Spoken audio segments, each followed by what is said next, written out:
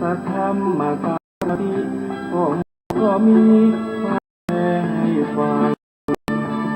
เป็นผู้ฝึกสอนมนุษย์ได้ดี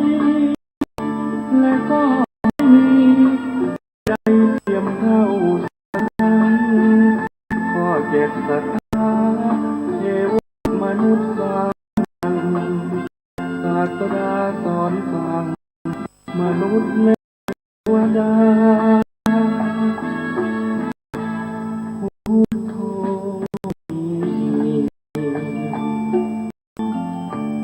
แต่ผู้หลีกแก้ไขปัญหาผู้รู้ผู้ตื่นเบิกบานเจ้านั้นขอภควาผู้เลิศวิชายอดพระคำ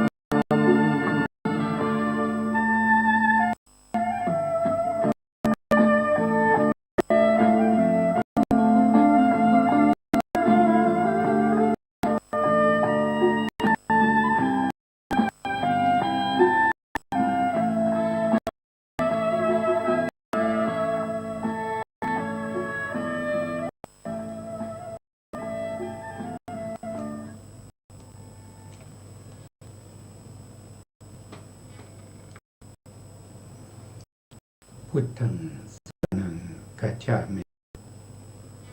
ธัมมังสรณังคัจฉามิสังฆังสรณังคัจฉามิ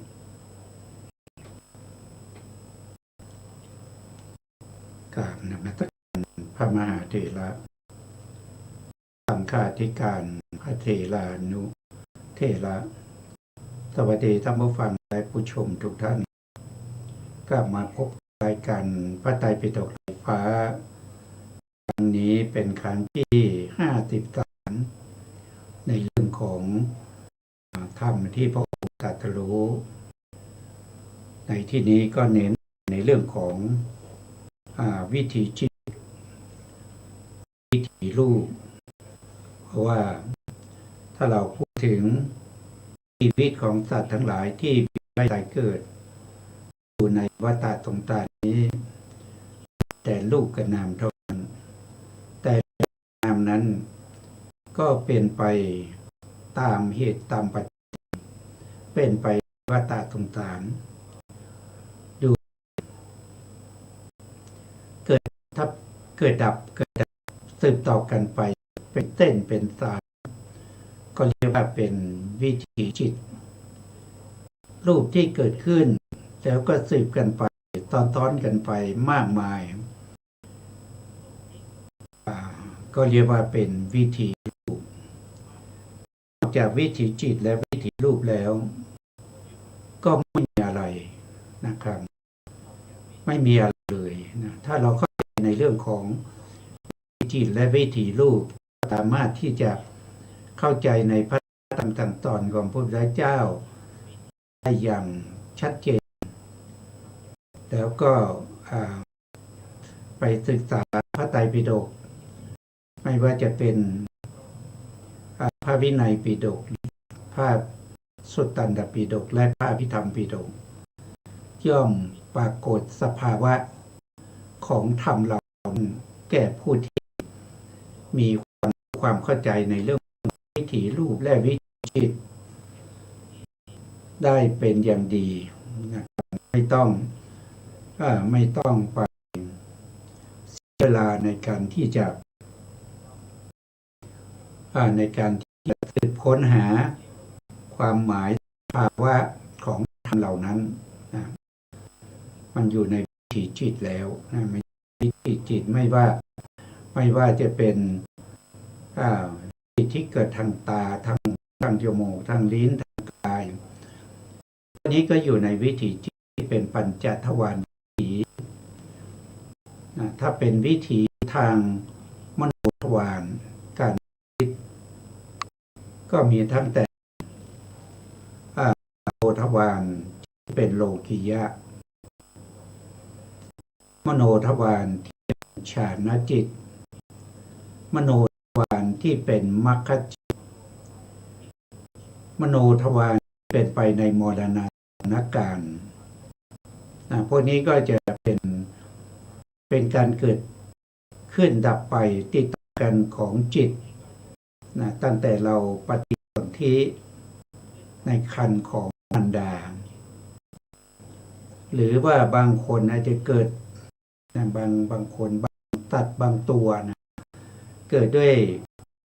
สังเตทชาเกิดในเท่าที่ตะกปรกในที่ชื้นแฉะก็เรียกว่าเป็นที่เกิดด้วยสังเตทชาก็มีปฏิสนธิจิตเหมือนกันมีปฏิสนธิจิตเหมือนกันมีอาชรูปเกิดพร้อมกันแล้วก็เกิดมาก็เป็นโลกต้องอาศัยเลี้ยงดูให้เติบโตขึ้นมานี้เรียกว่าเป็นเตทชะโดยไม่มีบิดามารดานะครับเช่นมะเร็งหลายชนิดที่ไม่ต้องพ่อแม่นะครับเกิดในเท่าไข่หรือบางชนิดก็ต้องอาศัยยังไงก็คืออาศัยผู้ที่เป็นพี่เลี้ยงคอยดูแลอย่างเช่นในสมัยพุทธกาลต้นกับในสมัยเมื่อ 2,000 กว่าปีนะครับสมัยที่พุทธกาลพระพุทธเจ้าของเรานะครับพระศรีสักยมุนีสามารถอุบัติขึ้นหรือก่อนหน้านะครับก็มีภิกษุนะครับ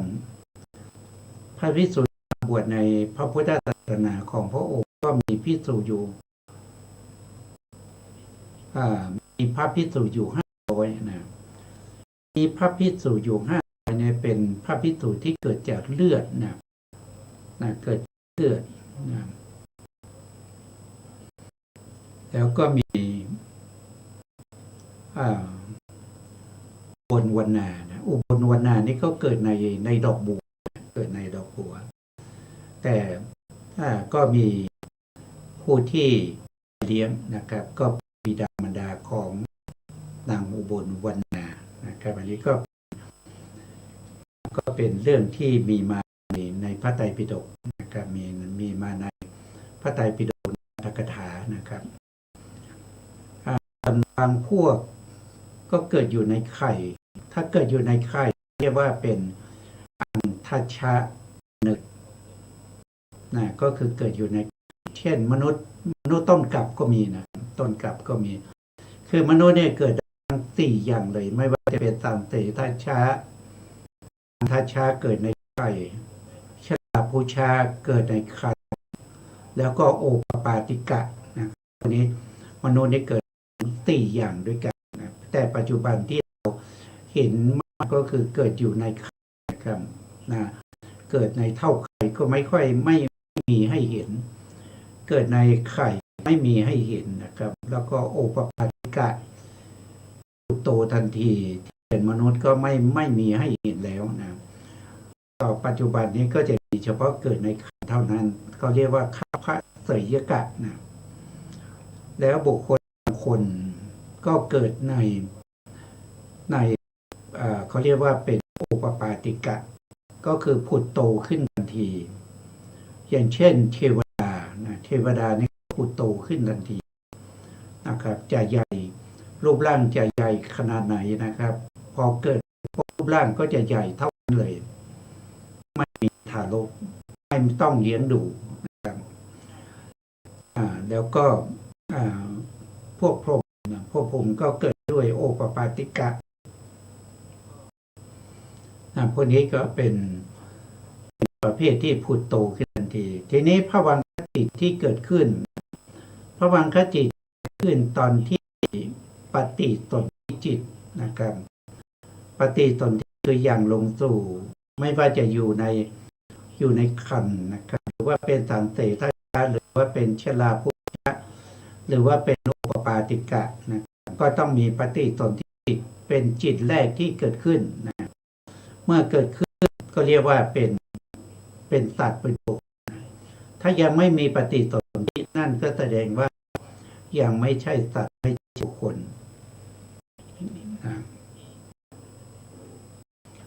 เมื่อปฏิสนธิเกิดขึ้นปฏิสนธินะครับยกเว้นนะยกเฉพาะรูปนะรูปประภูมิกับอัตตาภูมิยกเว้นไป5ภูมินะเวลาปฏิสนธิจิตเกิดขึ้นนะใน26ภูมินี้ก็จะมีกรรมชรูปพร้อมกันด้วยนะพร้อมกันด้วยอย่างเช่นมนุษย์เรานะครับมนุษย์เราที่เกิดในครรภ์เมื่อปฏิสนธิจิตอย่างลงนะครับก็จะมีกรรมชรูปเกิดขึ้นพร้อมกับปฏิสนธิจิตนั้นนะเขาเรียกว่าเป็นลูกกะลาบนะลูกกะลาบก็จะมีอยู่ทั้งหมด3กะลาบด้วยกันนะพูดถึงมนุษย์เรานะครับพร้อมกันกับปฏิสนธิก็จะมีหนึ่งก็คือได้แก่ภาวะลูกนะความเป็นหญิงเป็นชายเกิดขึ้นตั้งแต่ปฏิสนธิจิตอย่างลงแล้วนะตองก็คือภาวะลูกเนี่ยความเป็นข้อหนึ่งภาวะลูกเนี่ยเป็นหญิงเป็นชายตองคือกายะนะกายะทัตตากลาบก็คือกายะปตาดก็เกิดตอนนั้นก็เกิดตอนนั้นทีนี้ที่สำคัญที่ขาดไม่ได้นะนั่นก็คืออัตยวัตถุนะอัตยวัตถุนี้เกิดพร้อมกันกับปฏิสนธิเหมือนกันปฏิสนธิในประเภทที่เขาเรียกว่าเป็นปัญจโวการภูมินะมีทั้งรูปและนามเนี่ยเขาจะอาศัยซึ่งกันระหว่างปฏิสนธิจิตกับอัตยวัตถุรูปเกิดขึ้นพร้อมกันตรงนั้นนะคำว่าปฏิสนธิเนี่ยก็คือได้แก่จริงๆมันก็คือได้แก่ภวังคจิตนั่นเองนะตอนนี้เรากำลังศึกษาให้รู้ชัดในเรื่องของภวังคจิตจิตอย่างที่เราทราบแล้วนะว่าภวังคจิตทั้งหมดเนี่ยมีอยู่9ดวงนะครับดวงแต่ตรงนี้เราพูดถึงภวังคจิต15ดวงนะส่วนภวังคจิต4ดวงนั้นเป็นของพวกรูปนั้นเขาจะไม่มีรูปเขาเวลาเขาเกิดขึ้นเขาก็เกิดแต่ปฏิสนธิจิตเท่านั้นก็ไม่มีรูป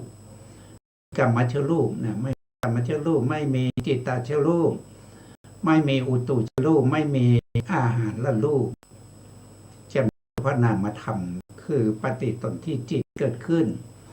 แล้วดับไปก็จะเป็นภวังคจิตนะภวังคจิตดวงที่หนึ่งเรียกว่าเป็นปฐมภวังค์เป็นปฐมภวังค์ภวังคจิตก็จะเกิดดับสืบต่อไปอย่างนี้เรื่อยๆนะเกิดสืบต่อกันไปอย่างนี้เรื่อยไปจนตลอดชีวิต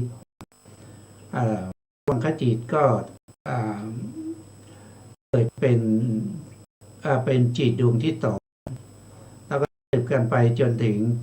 สุดท้ายก็เป็นจิตดวงสุดท้ายในภพนั้นเพราะฉะนั้นอายุของสัตว์ทั้งหลายก็ขึ้นอยู่ภวังคจิต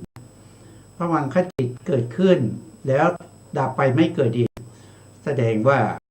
ของบุคคลนั้นหรือสัตว์ตัวนั้นก็จะมีอายุเท่ากับปฏิสนธิจิตแล้วก็ภวังคจิตที่ดับไปแล้วไม่เกิดอีกนี่ก็เป็นอายุของบุคคลนั้นหรืออายุของภวังคจิตในภพชาตินั้นนะภวังคจิตที่เราได้มาตั้งแต่ปฏิสนธิเราต้องใช้ภวังคจิตนั้นไปจนเราตายนะครับเปลี่ยนเป็นภวังคจิตอย่างอื่นไม่ได้นะถ้าเราได้ปฏิสนธิที่เป็นมหาวิบากดวงที่1ก็ต้องใช้มหาวิบากดวงที่1นั้นเป็นภวังคจิตสืบต่อไปจนถึงเราตายอายุ70 ปี 80 ปีตายภวังคจิตนั้นก็จะเกิดดับอย่างเงี้ยไปจนถึงเรา70-80นะครับเพราะฉะนั้นภวังคจิตของแต่ละคนก็จะเกิดมากมายเพราะว่าจิตมีอายุสั้นมากนะครับถ้าเราพูดไปแล้วนะพระองค์ตรัสว่าไม่สามารถที่จะหาข้ออุปมาความเกิดดับที่สุดของจิตได้นะครับแต่อาจารย์ตากถาท่านก็อุปมาไว้นะครับก็เท่าท่านบอกว่าลัดนิ้วมือหนึ่งเนี่ยจิตเนี่ยไป ตั้ง10โกฏนะครับเขาเรียกว่าเป็น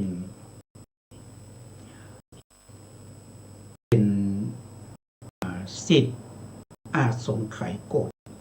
นะมากมายเกิดดับไปมากมายทีนี้ตลอดระยะเวลา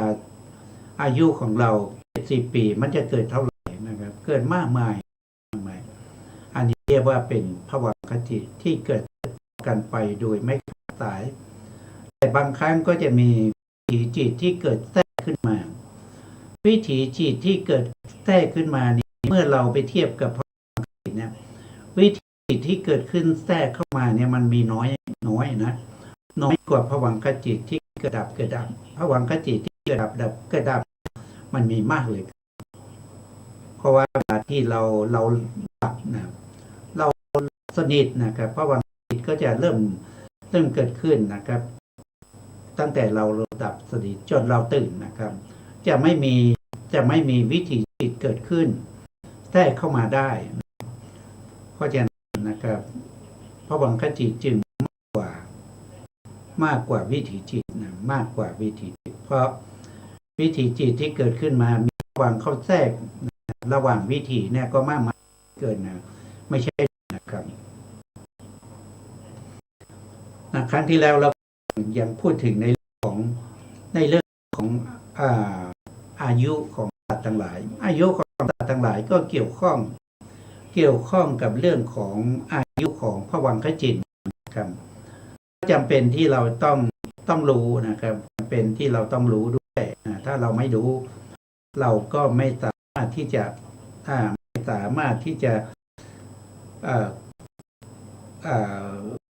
รู้ชัดในภวังคจิตเนี่ยครั้งที่แล้วได้บอกไปว่านะครับอบายภูมิเนี่ยอบายภูมิเนี่ยก็จะมีอยู่4ใช่ไหมครับมีนรก1มีเปรต1มีอสุรกาย1มีเดรัจฉาน1มีอายุก็จริงๆแล้วมีอายุมีอายุเขาเนี่ยเป็นไปตามกรรมนะด้วยอำนาจของกรรมนะด้วยอำนาจของกรรมเพราะฉะนั้นก็จะมีอายุไม่แน่นอนนะอายุไม่แน่นอน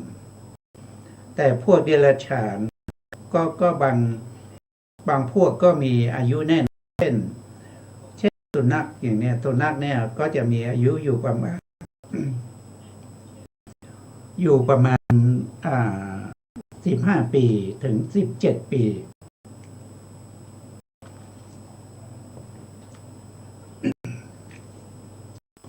นั่นก็แสดงว่าภวังคจิตนะเกิดดับตั้งแต่ปฏิสนธิไปจนสุติจิตเป็นระยะเวลาถึง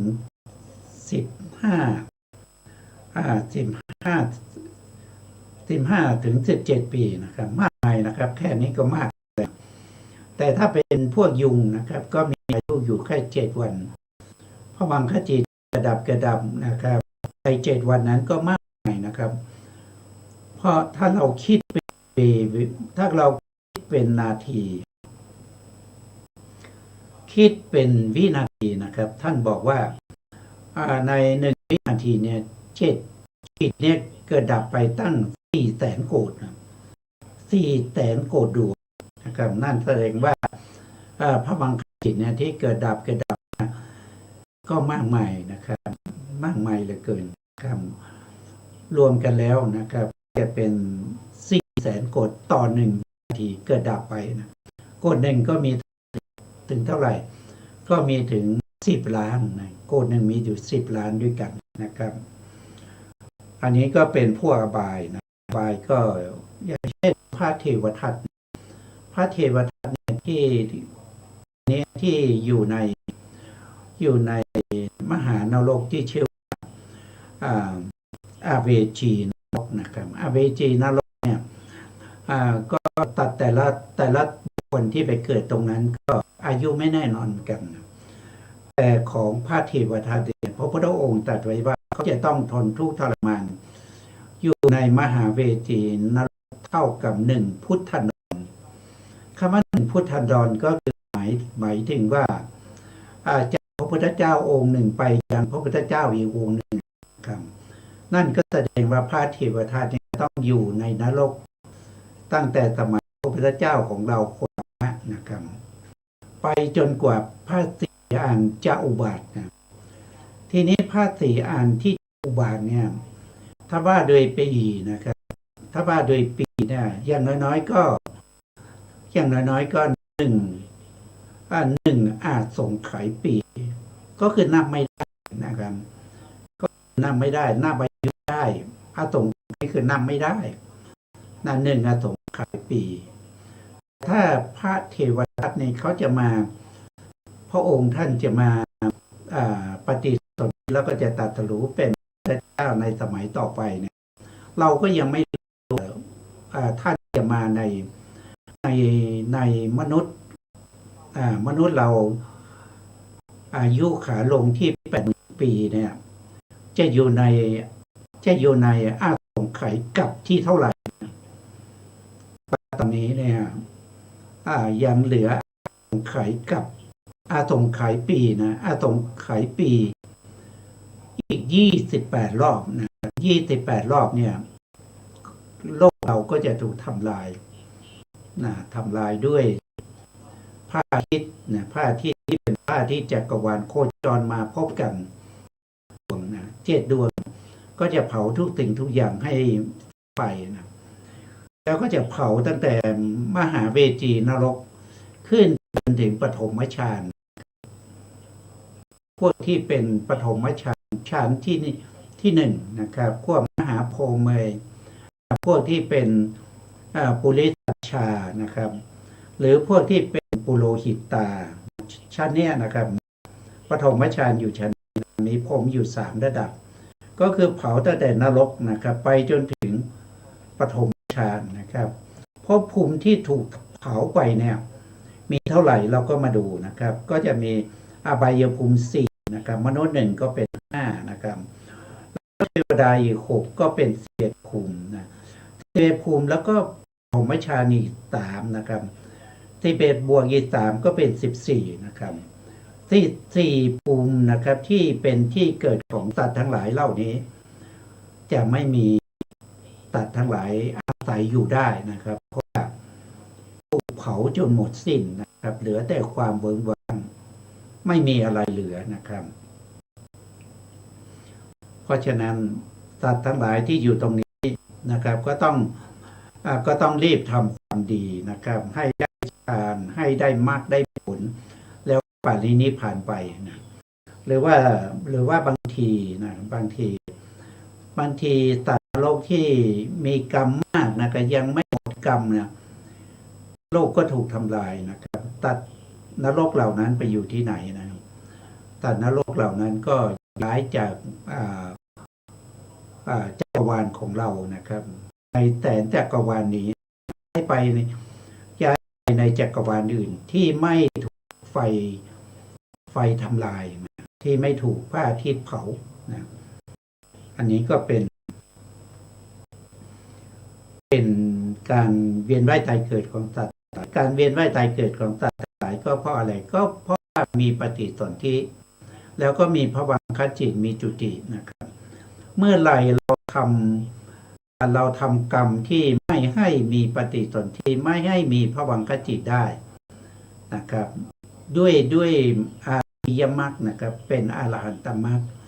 ทำลายสิ่งเหล่านี้ที่จะไปเกิดในภพใหม่ด้วยสมุเฉทนะเมื่อนั้นเราก็ไม่ต้องมีภวังคจิตอีกนะไม่ต้องภวังคจิตอีกนะครับหลังจากภวังคจิตในอบายก็แสดงว่ามีอายุไม่แน่นอนขึ้นอยู่กับกรรมนะขึ้นอยู่กับกรรมว่าจะมีนะภวังคจิตก็จะมีเท่านั้นนะส่วนมนุษย์นั้นนะมนุษย์ในชมพูทวีปนี้ก็จะมีอายุไม่แน่นอนนะครับมีอายุไม่แน่นอนบางคนภวังคจิตไม่เกิดพอได้ปฏิบัติธรรมจนได้เป็นพระอรหันต์ผู้ปฏิบัติธรรมจนได้เป็นพระอรหันต์นี้จะมีอายุอยู่ช่วง100,000 ปีนะครับ100,000 ปีต่ำที่สุดก็คือ100 ปีนะครับ100 ปีเป็นอายุเฉลี่ยนะพวกที่เป็นพระอรหันต์ก็จะอยู่ในช่วงนี้เพราะฉะนั้นในช่วงนี้นะครับ ภวังคจิตก็จะมีเท่ากับจำนวนนั้นนะภวังคจิตของคนที่เป็นพระอรหันต์นะครับต้นสมัยกับพระพุทธเจ้าวิปัสสีอย่างวิปัสสีก็มีอายุถึงในสมัยนั้นมีอายุถึงแสนนะครับถึงแสนปีนะครับภวังคจิตเขาก็จะมีอายุเท่ากับอายุของเขานั่นนะแต่เป็นพระพุทธเจ้าของเรานะครับก็จะมีอายุเฉลี่ยอยู่ที่100 ปีนะเพราะฉะนั้นภวังคจิตก็จะอยู่ในช่วง100 ปีเท่านั้นเองนะครับอันนี้พูดถึงพระอรหันต์นะส่วนบุคคลที่ไม่เป็นพระอรหันต์นะยังนับไม่ได้นะทำไมนับไม่ได้เพราะว่าตายจากความเป็นมนุษย์ก็ไปถือปฏิสนธิในภพอื่นนะครับในภพอื่นอย่างพระเทวทัตก็จะเป็นตัดนรกอยู่ตอนนี้นะครับเมื่อครบ1 พุทธศักราชท่านก็จะจุติจากความเป็นตัดนรกมาเกิดเป็นมนุษย์นะมาเกิดเป็นมนุษย์มันจะมีอายุเท่าไหร่ก็ภวังคจิตของเขาก็มีอายุเท่ากับ1 พุทธันดรนะ1 พุทธันดรนะครับจะมากเท่าไหร่ก็ต้องรอพระศรีท่านจะมาอุบัติพระศรีท่านจะได้อุบัติเป็นพระพุทธเจ้าก็ยังไม่รู้ว่าที่รู้แน่นอนก็คืออายุ 80,000 ปีนะครับอายุ 80,000 ปีอายุ 80,000 ปีในที่นี้ก็ยังหาหลักฐานไม่ได้ว่าเป็นอายุของมนุษย์หรือเป็นอายุของพระพุทธเจ้าเพราะปกติพระพุทธเจ้าเนี่ยจะมีอายุไม่อยู่เท่ากับอายุกับเนี่ยสมมติว่าพระพุทธเจ้าอุบัติขึ้นในสมัยที่มนุษย์เรามีอายุ100,000 ปีอย่างเนี้ยพระพุทธเจ้าท่านจะอยู่แค่ 80,000 ปีนะครับท่านจะไม่อยู่ถึง100,000 ปีเพราะนั้นพระพุทธเจ้าทุกพระองค์นะครับจะมีอายุเท่ากับ4/5นะใน5 ส่วนเนี่ยพระพุทธเจ้าจะอยู่แค่4 ส่วนนะครับเหลืออีก1 ส่วนท่านจะไม่อยู่นะครับอย่างเช่นมนุษย์มีอายุที่100,000 ปีนะพระเจ้าที่เกิดในสมัยนั้นก็จะมีอายุอยู่ที่ 80,000 ปีนะ80,000 ปีนะครับอย่างพระเจ้าของเรานะครับในยุคนั้นยุคของท่านเนี่ยมีอายุเฉลี่ยของมนุษย์ที่100 ปีท่านก็ไม่อยู่ถึง100 ปีนะท่านอยู่แค่80 ปีเท่านั้นเองอันนี้เป็นธรรมเนียมของพระพุทธเจ้านะครับ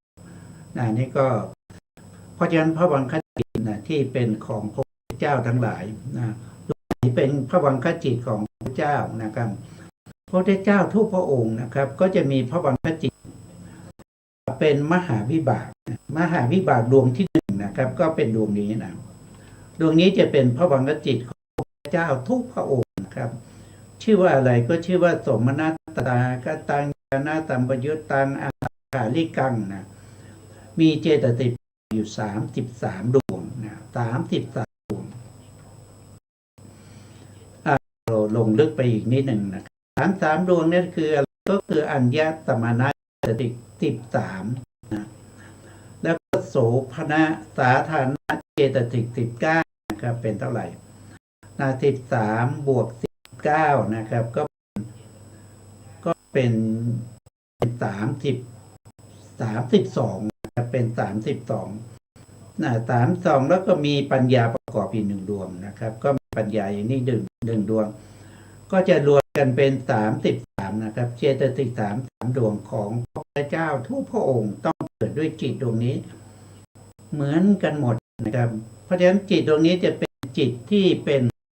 ภวังคจิตของพระพุทธเจ้านะครับพระพุทธเจ้าทุกพระองค์ก็จะใช้ภวังคจิตนะครับที่เป็นมหาวิบากดวงที่1นะครับดวงที่1ทีนี้ถ้าย้อนไปว่าพระเทวทัตเนี่ยท่านใช้ภวังคจิตดวงไหนนะครับเป็นสัตว์นรกก็บอกว่าเป็นดวงนี้นะเป็นดวงนี้ก็คืออุเบกขาสันติรณะ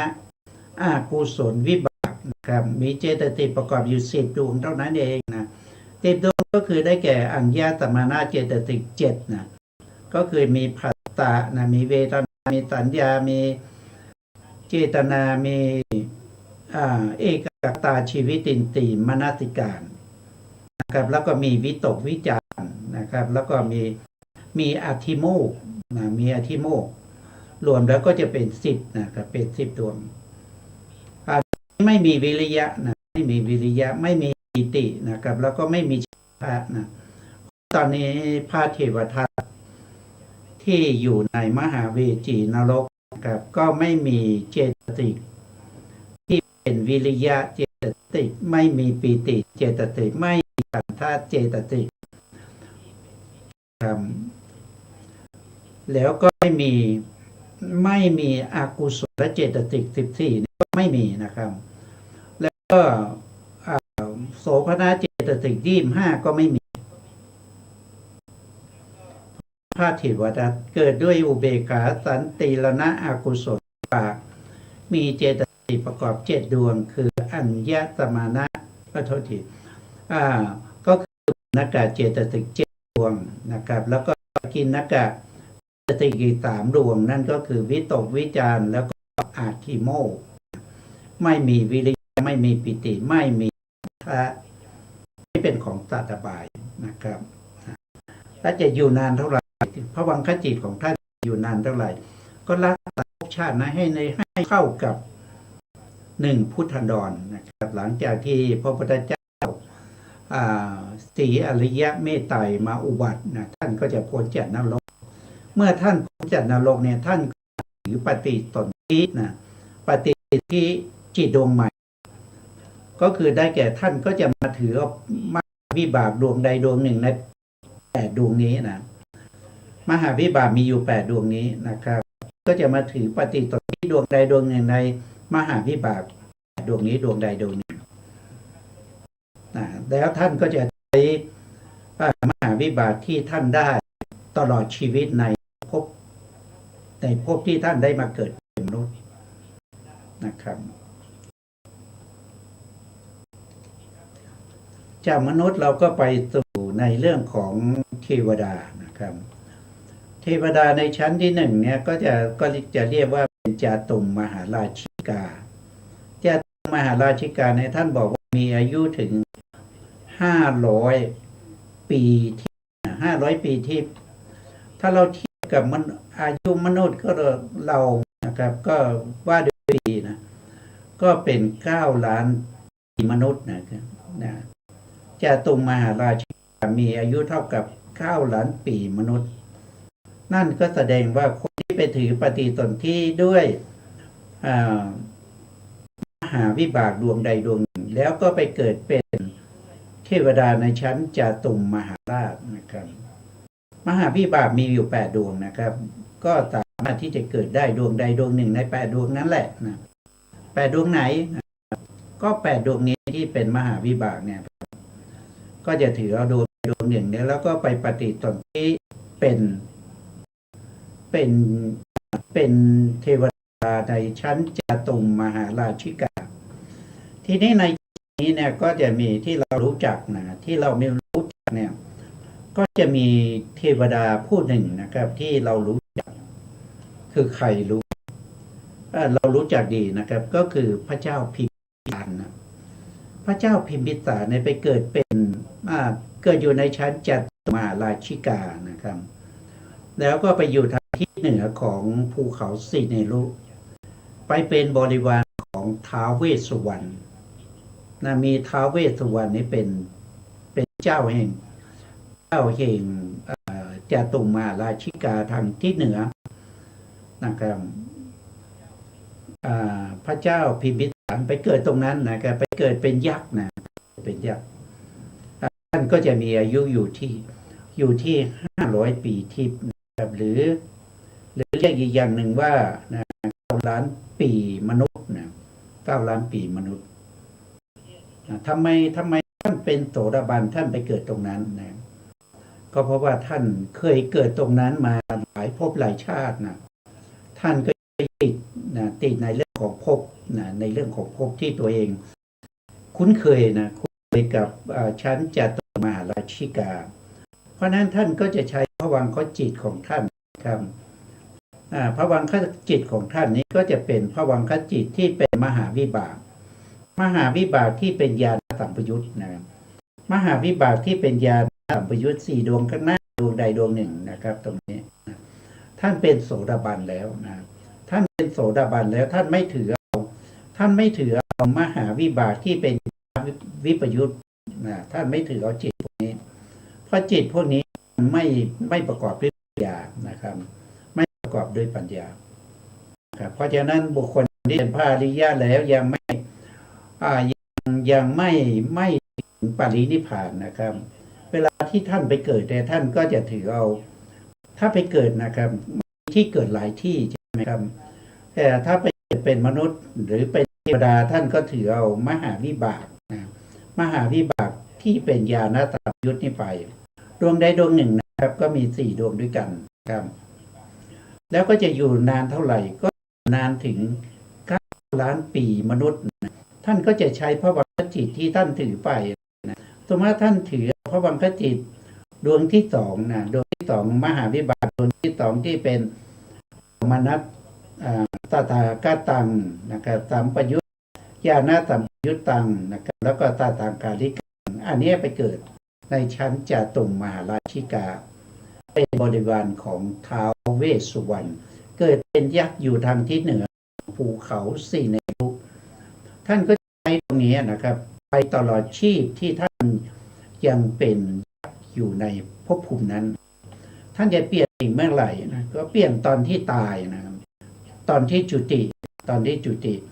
ท่านก็อาจจะเปลี่ยนนะเปลี่ยนเป็นอะไรก็อาจจะเปลี่ยนเป็นดวงที่1ก็ได้นะหรือว่าจะเปลี่ยนเป็นดวงที่5ก็ได้นะหรือว่าดวงที่6ก็ได้ก็4ดวงนี้นะครับ4ดวงนี้นะครับเป็นปฏิสนธิของบุคคลที่เป็นพระเสขบุคคลคือบุคคลที่ต้องศึกษาอยู่นั่นก็คือแก่โสดาบันนะครับโสดาบันสกทาคามีแล้วก็อนาคามีนะ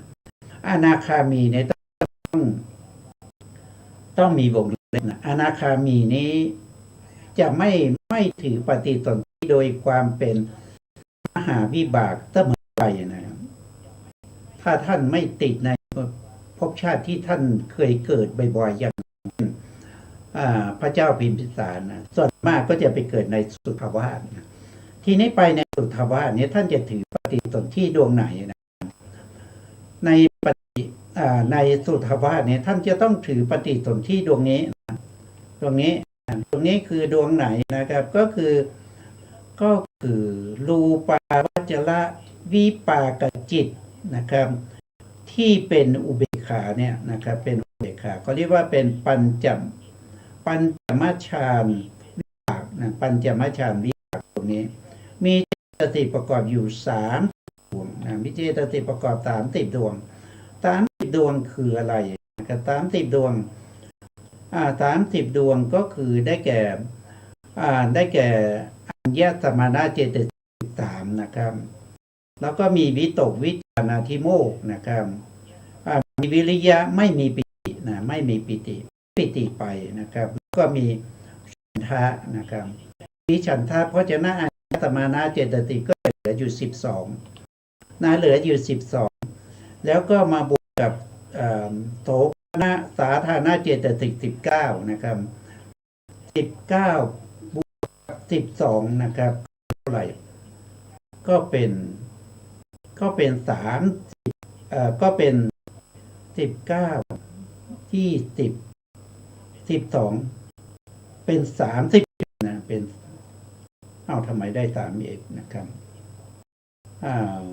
เขามีเจตสิก30นะเจตสิก30เพราะฉะนั้นเราก็มาดูว่าเขาไม่มีโทษทีนะเขาเป็นปัญจมฌานนะครับเขาเป็นปัญจเพราะฉะนั้นเขาจะมีอัญญมาราเนี่ยจะมีอยู่7คือสาธารณเจตสิก7ดวงแล้วก็ไม่มีวิตกไม่มีวิจารนะครับทำไมไม่มีวิตกวิจารเพราะว่าเขาการนั้นชั้นที่5หรือชั้นที่4ในพระวิตกวิจารไปตั้งแต่ชั้นที่2ชั้นที่3แล้วนะเพราะฉะนั้นไม่มีนะครับแล้วก็ไม่มีปิติเพราะว่าเวทนาเขาเป็นอุเบกขานะครับเพราะฉะนั้นก็จะป กิณกะเจตสิก3ดวงนะครับ3ดวงคืออะไรก็มี1ก็คืออาทิโมกข์นะ2ก็คือฉันทะนะแล้วก็มีวิริยะด้วยนะครับเพราะฉะนั้นก็จะมีอัญญตมนะเจตสิก10ดวงนะ10ดวงมาบวกกับโสภณสาธารณเจตสิก19นะครับก็เป็น29นะเป็น29แล้วก็มีปัญญาประกอบอีกนะครับมีปัญญาประกอบอีก1มีปัญญาประกอบอีก1ก็เป็น30นะก็เป็น30ดวงก็ถือเอาดวงนี้นะครับเกิดที่ไหนก็ไปเกิดในสุทธาวาสเพราะท่านเป็นพระอนาคามีในสุทธาวาสเนี่ยก็เป็นพระอนาคามีที่มีอินทรีย์อย่างใดอย่างหนึ่งที่แก่กล้าก็มาเกิดตรงนี้นะครับจะเกิดในชั้นสุทธาวาสชั้น1นะเป็นอาวิหาอันนี้มีศรัทธาแรงกล้านะครับถ้าบุคคลที่มีวิริยะแรงกล้าก็จะไปเกิดในอัตตปานะอัตตปาต้องเป็นพระอนาคามีนะครับแล้วก็ได้ปฏิสนธิที่เป็นปัญจมัชฌาวิบากนะครับรูปวิบากนะต้องเป็นรูปวิบากนะแล้วถึงมาเกิดในสุทธาวาสภูมิได้นะครับ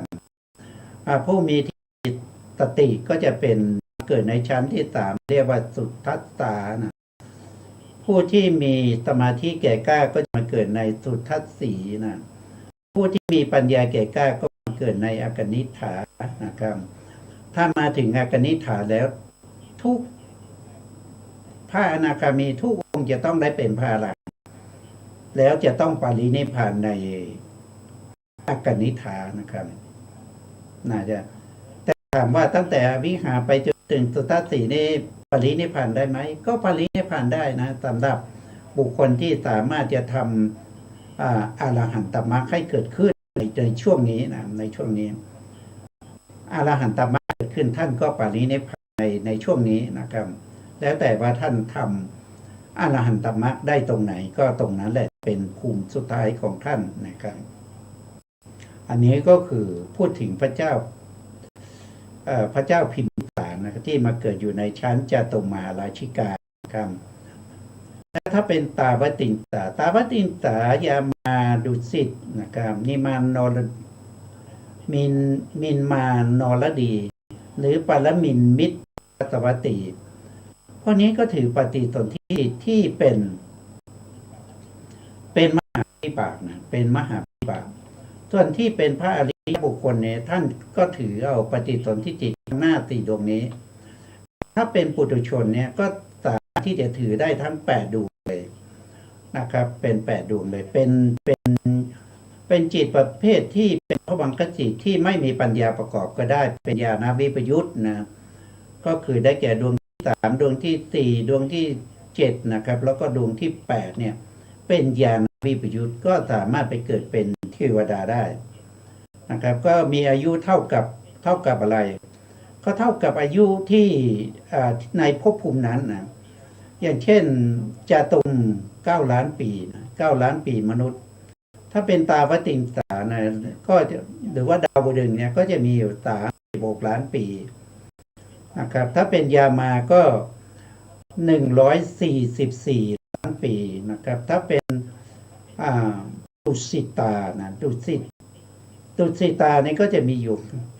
อายุอยู่ถึง576 ล้านปีนะพระวังคจิตของเขาก็จะมีอายุตามนี้นะครับเกิดดับตึกยาวนานถึงเท่าไหร่ถึง576 ล้านปีนะครับกว่าจะเคลื่อนถ้าเป็นบุคคลที่อยู่ในนิมานนรตีนะก็จะมีอายุอยู่ที่ 2,304 ล้านปีนะโอ้ยาวมากนะครับถ้าเป็นชั้นสุดท้ายของเทวดานะครับก็เป็นปรมินมิตรสวัตติอยู่ยาวนานถึง 9,216 ล้านปีมนุษย์นะเนี่ยภวังคจิตเนี่ยเกิดดับอยู่อย่างนี้นะครับรักษาภพของผู้ที่ไปเกิดในภพไหนเขาก็จะเกิดไปรักษาภพนั้นให้แก่บุคคลนั้นนะครับตามอายุไขของบุคค คลนั้นนะโดยมากก็จะเป็นไปในภพภูมิครับภพภูมิทั้งหลายเหล่านี้ก็จะมีอายุกำกับไว้นะนั่นก็แสดงว่าภวังคจิตนี้ก็จะอยู่เท่ากับอายุของภพเหล่านั้นอันนี้เขาเรียกว่าเป็นทั้งหมด11ภูมิที่ว่ามานี้เป็นเขาเรียกว่าเป็นกามภูมิ11นะครับพวกนี้ยังชอบอะไรก็คือยังชอบในการได้เห็นได้ยินเสียงได้กลิ่นได้รสได้สัมผัสยังติดอยู่ในกามคุณ5ประการแต่อายุของเขาไม่เท่ากันถ้าพูดถึงอายุปุ๊บเราต้องรู้ทันทีเลยว่ามันหมายถึงภวังคจิตนั้นรักษาภพชาติของเขาให้เท่ากับที่เราเรียกว่าอายุนะครับภวังคจิตของปรมินทร์มิตรวัสวัตตีนะครับก็จะอยู่ที่ 9,216 ล้านปีนะหรือถ้าว่าโดยปีทิพย์ก็คือได้แก่ 16,000 ปีทิพย์นะ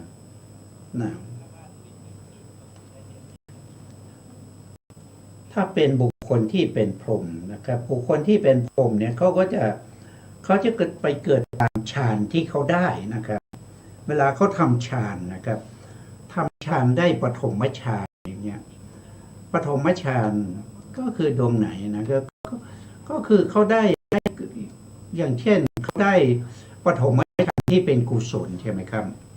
ปฐมฌานที่เป็นกุศลก็คือดวงนี้นะดวงที่หนึ่งตรงนี้เขาเรียกว่ารูปาวจระกุศลจิตนะครับดวงที่หนึ่งหรือเรียกว่าเป็นปฐมฌานกุศลก็ได้นะครับดวงนี้เนี่ยมีภวังคจิตที่เป็นถ้าเป็นมนุษย์นะครับก็มีมหาวิบากนะครับแล้วเขาจากความเป็นมนุษย์ฌานที่เติมเขาก็มาเกิดในปฐมฌานภูมิเขาก็มีปฏิสนธิใหม่ก็คือได้แก่ปฏิสนธิดวงนี้ก็เรียกว่าเป็นปฐมฌานวิบากเขาได้ปฐมฌานวิบากที่นี้ปฐมฌานวิบากก็จะอยู่ในชั้นนี้นะอยู่ในชั้นปฐมฌานภูมิในปฐมฌานภูมิก็จะมีบุคคลอยู่3บุคคลนะครับอันนี้ว่าโดยนับแล้วไม่นับอีกนะครับแต่ถ้าว่าโดยบุคคลตามจำนวนนี้มันจะมีมากกว่านี้นะ1คือปริสัชชาพรหม2ก็คือโลหิตตาพรหม3ก็คือมหาพรหมก็มีหลายองค์นะครับมีหลายองค์มาองค์ที่มีอายุมากที่สุดก็คือเกิดพร้อมกับจักรวาลนี้สร้างขึ้นมานะครับจักรวาลนี้สร้างขึ้นมาเขาเรียกว่าเป็น1เขาเรียกว่าเป็น1อาสง1วิวัตถายีอาสงไขย1วิวัตถายีอาสงไขยนะครับไม่ใช่มหากรรมนะเพราะมหากรรมนี่จะรวมถึงกับที่ไม่มีพรหมอยู่ด้วยนะแล้วถ้าเป็นปุริหิตานี่จะมีเท่ากับเส้น1/2ของ1วิวัตถายีอาสงไขยกับนะครับถ้าเป็นปริสัชชาก็น้อยลงอีกก็คือเส้น1/3ของวิวัตถายีอาสงไขยกับก็จะมีอายุเท่านั้นนะครับเท่ากับอายุของบุคคลนั้นในภพนั้นหมายถึงภวังคจิตที่เขาได้มานะตอนนี้เราก็อย่าลืมประเด็นนะครับประเด็นก็คือเรากำลังพูดถึงภวังคจิตที่มันรักษาชาติของแต่ละบุคคลในแต่ละภพภูมินะครับในแต่ละภพภูมิถ้าเป็นภวังคจิตของพวกที่เป็นพรหมในชั้นที่2ที่เรียกว่าทุติยฌานนะครับก็คือได้แก่อะไรนะครับก็คือได้แก่ภวังคจิตนะครับที่เรียกว่าเป็นทุติยฌานภูมิเท่าที่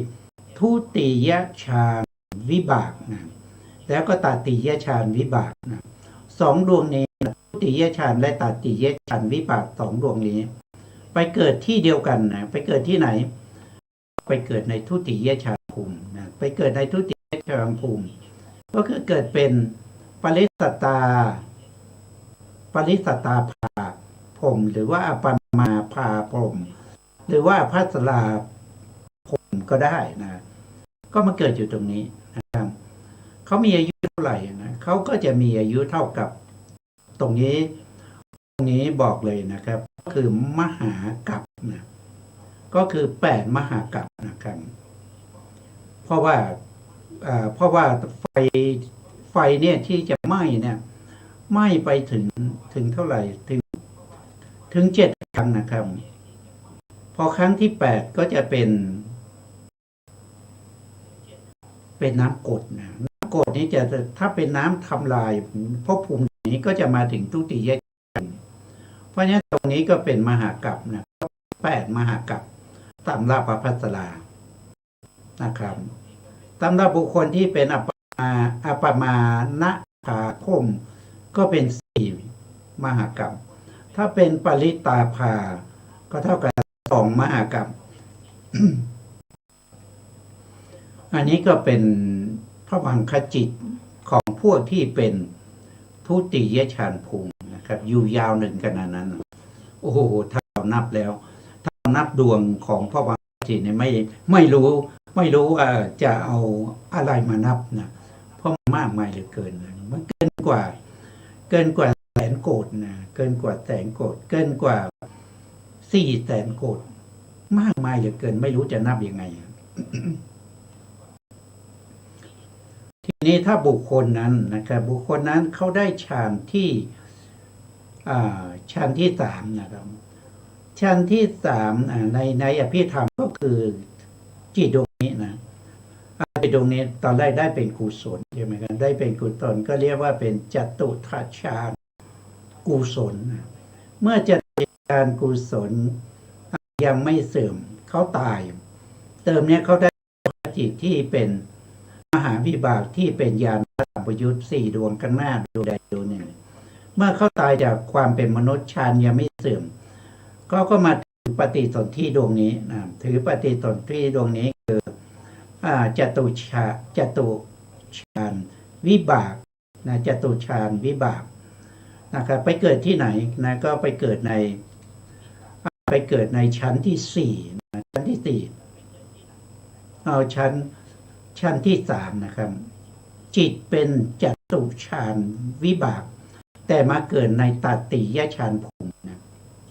เกิดในตติยฌานภูมิเกิดเป็นอะไรก็เกิดเป็นปริตาสุภาพรหมอัปมาณสุภาพรหมสุภากินหาสุภาแล้วก็มาเกิดตรงนี้มีอายุเท่ากับนะถ้าเป็นสุภากินเขาบอกว่ามีอายุเท่ากับ64มหากัปนานไหมโอ้นับไม่ได้เลยนะครับถ้าเป็นประเภทที่เป็นอัปปมาณสุภาก็มีอายุถึง32มหากัปถ้าเป็นปาริตสุภาก็มีอายุอยู่ที่16มหากัปยาวนานมากเลยเกิดด้วยจตุทัชฌานวิบากมาเกิดในตติยฌานภูมินะครับส่วนถ้าเป็นปัญจมฌานนี้นะเราก็ว่าไปแล้วเมื่อกี้นะครับก็ไปเกิดที่ไหนก็ไปเกิดในถ้ายังเป็นปุถุชนยังไม่ได้เป็นพระอนาคามีนะยังไม่ได้เป็นพระอนาคามีก็มาเกิดตรงนี้นะเกิดในเวหาพลาก็มีอายุเท่ากับ500มหากัปยาวนานเลยเกินแต่ถ้าบุคคลได้ฌาน5แล้วนะได้ฌาน5แล้วไปเจริญสัญญาวิราคะภาวนาก็เห็นภัยของนามธรรมถือเอาแต่รูปเพราะฉะนั้นก็มาเกิดในอสัญญาสัตตภูมิอสัญญาสัตตภูมิเป็นอสัญญาสัตตบุคคลนะครับเป็นพรหมนะก็มีอายุเท่ากับ500มหากัปเหมือนกันครับนะส่วนในสุทธวาสสุทธวาสจตุรฌานนี้เราพูดไปแล้วนะครับ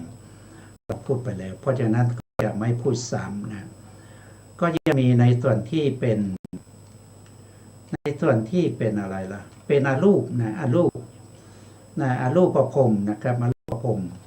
อารูปภพก็มี4ชั้นนะครับบุคคลที่ได้ฌาน5นะรูปปัญจมาฌานแล้วก็เพิกนะเพิกกสิณนะครับเพิกกสิณแล้วก็มาต่ออารูปก็คืออากาศตานะครับตรงนี้ไว้ก่อนนะครับ เพราะว่าเวลาเราหมดแล้วนะครับ เพราะฉะนั้นในครั้งต่อไปเราก็จะมาพูดถึงพวกที่เป็นอารูปนะพวกที่เป็นอารูปภูมินะครับ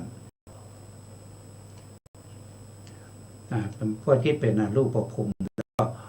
จะจะพูดถึงภวังคจิตของท่านนะครับ แต่วันนี้เราก็จะขึ้นเวลาให้ทางสถานีนะครับ เพราะเวลาก็ต้องหมดเวลานะ สถานีนะครับก็ขอกราบขอบพระคุณพระครูสมุทรวิทยวัฒน์วรกิจผู้ในการสถานีวิทยุเพื่อการศึกษาพระพุทธศาสนาและวัฒนธรรมเป็น104.5 เมกะเฮิรตซ์วัดไฟจังหวัดเชียงใหม่และขอกราบขอบพระคุณพระครูปริยัติยานุตาสขอบคุณท่านผู้ฟังและผู้ชมทุกท่านนะครับที่ให้เกียรติติดตามรายการพระไตรปิฎกลอยฟ้าพบกันใหม่ในครั้งต่อไปครับวันนี้ลาไปก่อนครับ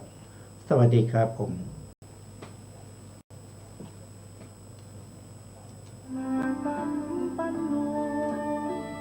สีสุข